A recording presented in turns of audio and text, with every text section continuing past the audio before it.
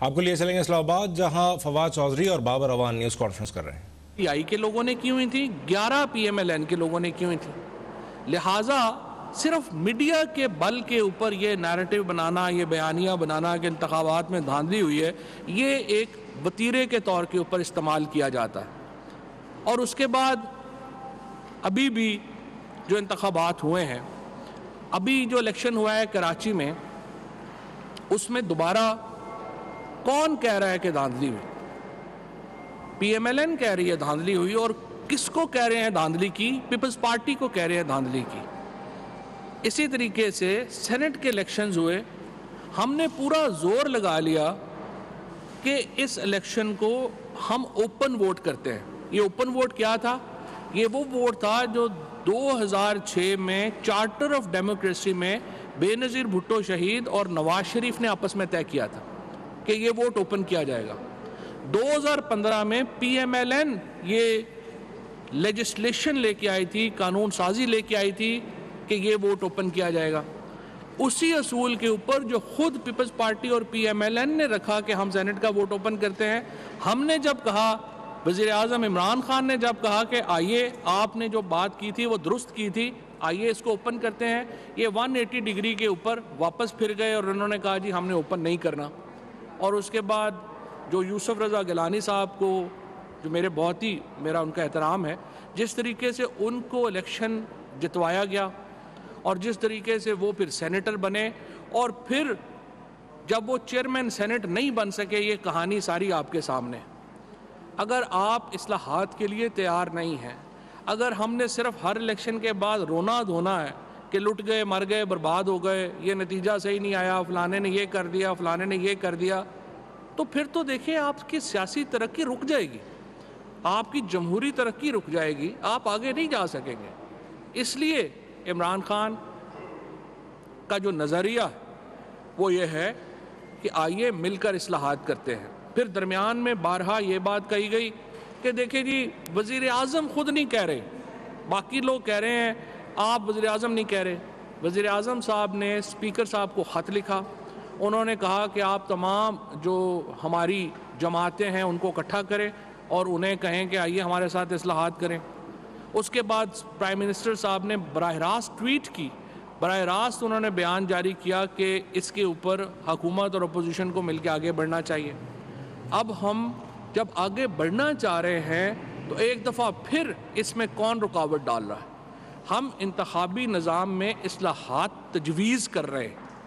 ہم کیا کہہ رہے ہیں، جو ابھی جس کی تفصیل ابھی ڈاکٹر بابر اعوان صاحب بھی آپ کے سامنے رکھیں گے، ہم اس کو ماڈرنائز کرنا چاہ رہے ہیں۔ ہم الیکٹرک ووٹنگ مشین اس میں لانا چاہتے ہیں، جس سے کہ ریزلٹس جو ہیں رات 12 بجے تک نہ رکے رہیں، بلکہ پولنگ کے بعد اگلے 20 منٹ میں 25 منٹ میں نتیجہ آپ کے پاس ہوگا۔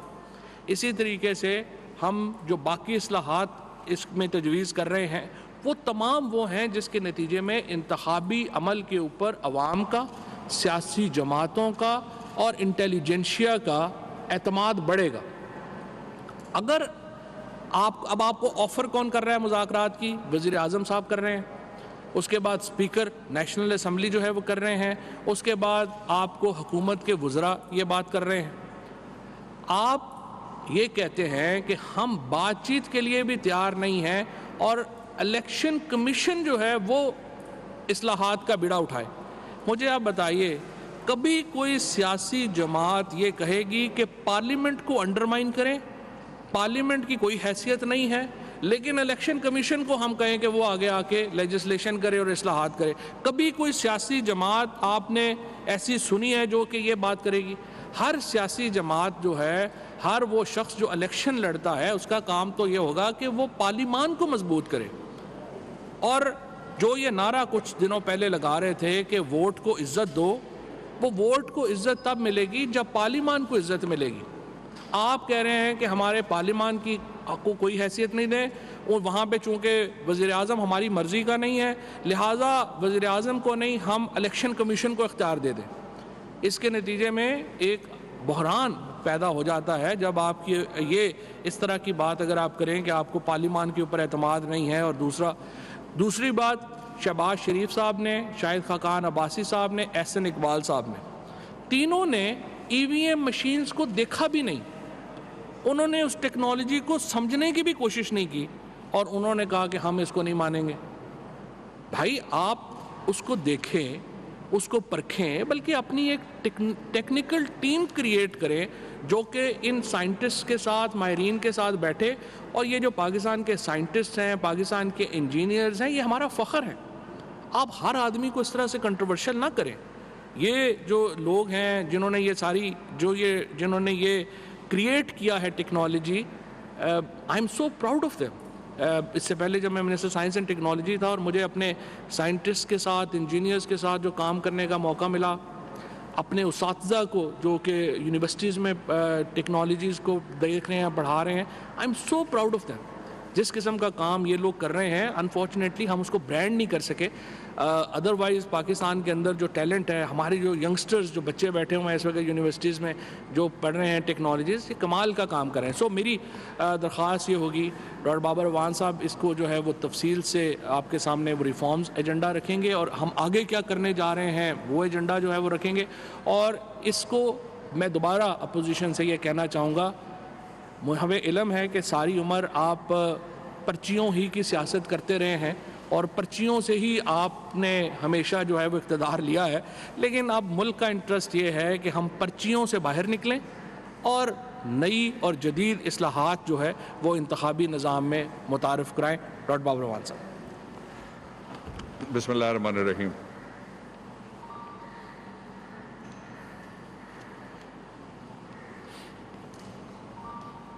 میں بہت شکریہ آپ کا ادا کرتا ہوں کہ آپ لوگوں نے ایک یہ ایسا مسئلہ ہے اس وقت جو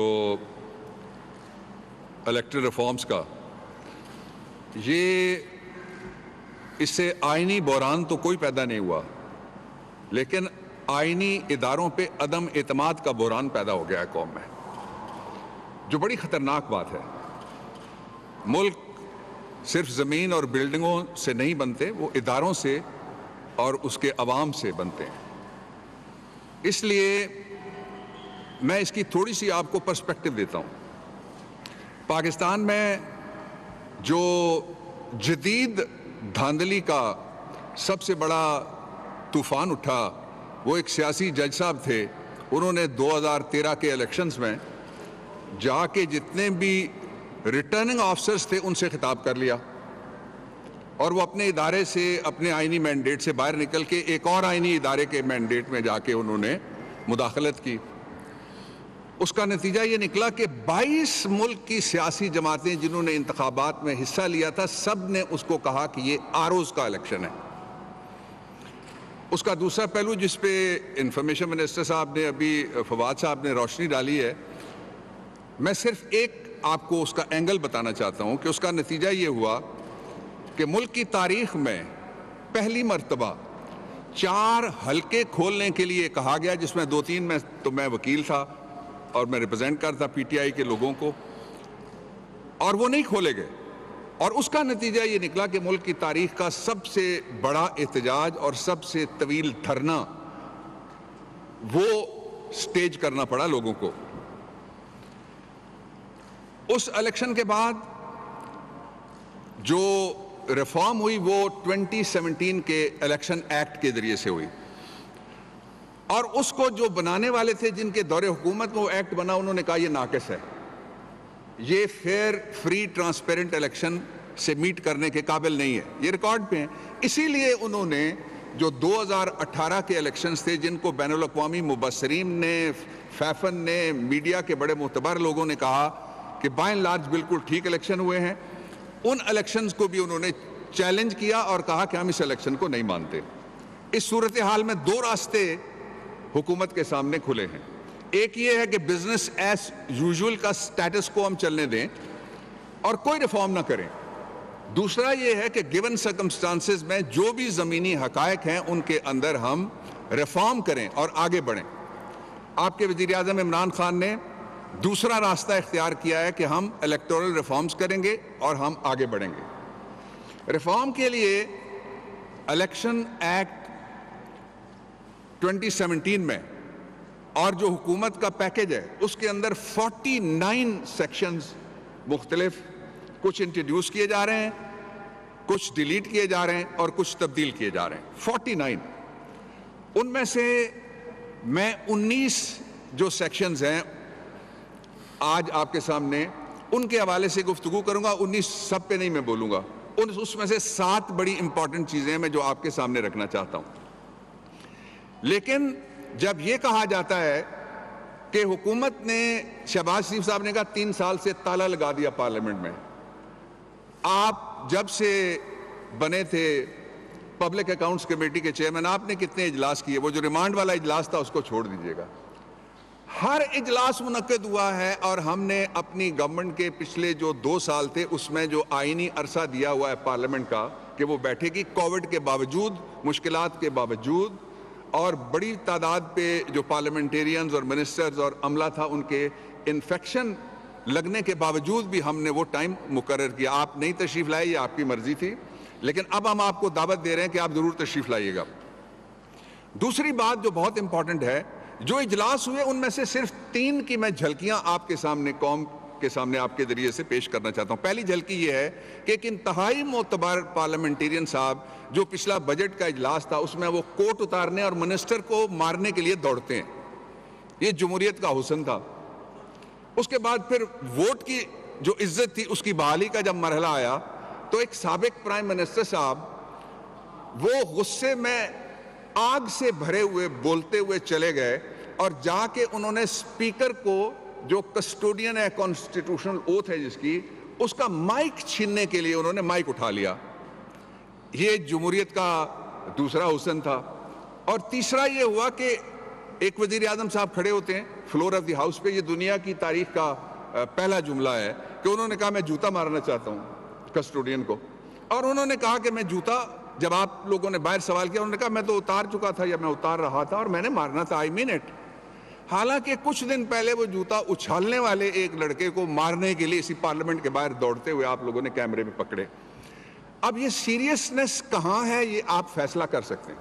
یہ میں بات اس لیے کر رہا ہوں کہ پرائم منسٹر صاحب سے جو تازہ ترین بھی میری بات ہوئی ہے اس میں بھی انہوں نے کہا ہے, اور پچھلی جو کیبنٹ کی تازہ ترین ہماری میٹنگ تھی اس میں بھی انہوں نے کہا کہ ہم اب اس کو پوری قوم کے سامنے, سب سے پہلے ہم اس کو لے کے جا رہے ہیں جو پاکستان کی سول سوسائٹی ہے ان کے ساتھ انٹریکٹ کریں گے, ان کو ہم بریفنگز دیں گے, ان کو ہم اپنا یہ جو ریفارم کا ایجنڈا ہے وہ دکھائیں گے. پھر ہم APNS, CPNE, آپ کے ساتھ ساتھ جو آپ کے پریس کلبز ہیں ان کے جو آپ لیڈرز ہیں, کرتا درتا ہیں, جو آپ اس کے رکن ہیں, اس کے ساتھ ہی ہم بار کاؤنسلز اور بار ایسوسیشنز اور ہر وہ حلقہ جو اس میں کسی طریقے سے واچ ڈاگ کا یا انٹرسٹڈ ہے, سٹیک ہولڈر ہے پاکستان کے پارلیمانی نظام کو بہتر کرنے کے لیے, اس کو بھی ہم شامل کریں گے.